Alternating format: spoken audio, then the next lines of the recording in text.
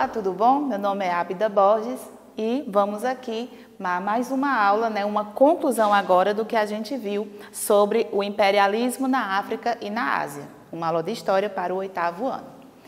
Então, na aula passada, nós falamos até a China, o que aconteceu, e hoje nós vamos ver a África. A África, eu coloquei aqui esse mapa para vocês terem uma noção. Um grande continente, grandes países, e o que é que a África possui? Muitas riquezas, mas não é assim, uma riquezazinha básica não, é preciosidade de fato, são diamantes. Então, tem gente lá até hoje se matando por esses diamantes, eu não estou brincando não, é verdade isso.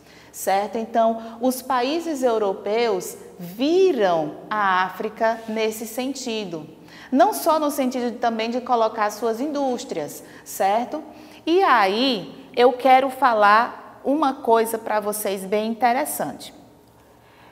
O que aconteceu muito na África, por ter vários países que têm a maior parte dessas riquezas, eles pensaram o seguinte: nós precisamos manter vários territórios. E aí, eles poderiam fazer isso de que maneira? Colonizando de fato, colocando seus povos lá, como a gente falou na primeira aula, de que eles enviaram várias pessoas para esses territórios, ou deixando o país lá com o seu próprio governo e tudo mais, quem comandava mesmo era o país europeu. Por exemplo, a Inglaterra estava ali querendo dominar a Angola, digamos.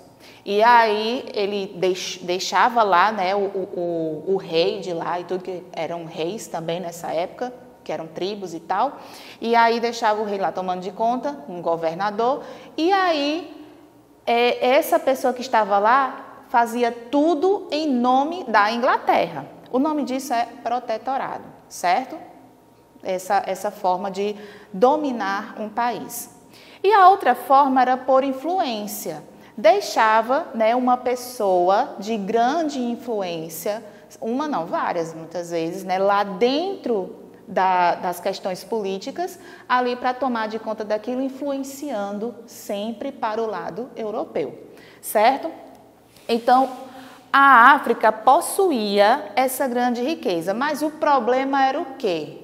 Contingente ínfimo, ou seja, pequeno demais para enfrentar povos de outros países. Então, eles não tinham soldados, não tinha um setor militar apropriado para guerrear contra os militares europeus, que vinham para tomar de conta. Então, isso foi assim, uma porta, não vou nem dizer aberta, foi escancarada mesmo para os europeus irem tomar de conta. E aí, o que aconteceu? A África foi dividida. Começou um país a tomar conta aqui, outro país a tomar conta ali, mas à sua própria maneira. Eles não obedeceram os limites geográficos ali que já haviam na África. Eles passaram a fazer do jeito que eles bem queriam. O que foi que aconteceu? Veio então a Conferência de Berlim. Nessa Conferência de Berlim, foi decidido as regras para poder tomar de conta ali da África.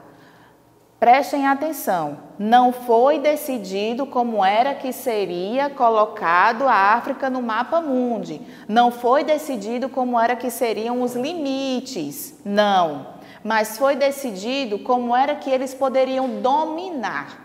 Então, por exemplo, a Inglaterra quer tomar de conta mais uma vez, eu vou colocar a Angola aí, queria tomar de conta. Então, ele tinha que ter pessoas inglesas lá dentro do país, certo? Não podia só ser por meio do protetorado, como era antes, mas agora ele teria que ter pessoas lá. E aí começou uma corrida, várias pessoas de diversos países europeus, indo buscar um espaço, um lugar ali para tomar de conta na África. E foram vários e vários. O que aconteceu? Na África, existiam várias tribos, ainda existem, não tanto quanto nessa época, mas existiam várias tribos e cada uma tinha a sua religiosidade, tinha a sua cultura, tinha a sua língua. E o que aconteceu com essas divisões malucas que eles fizeram? Eles acabaram separando tribos que eram amigas e unindo tribos inimigas.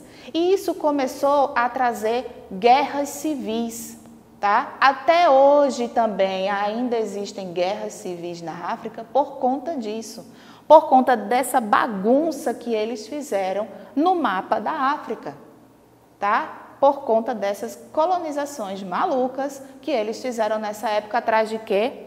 Dessas riquezas.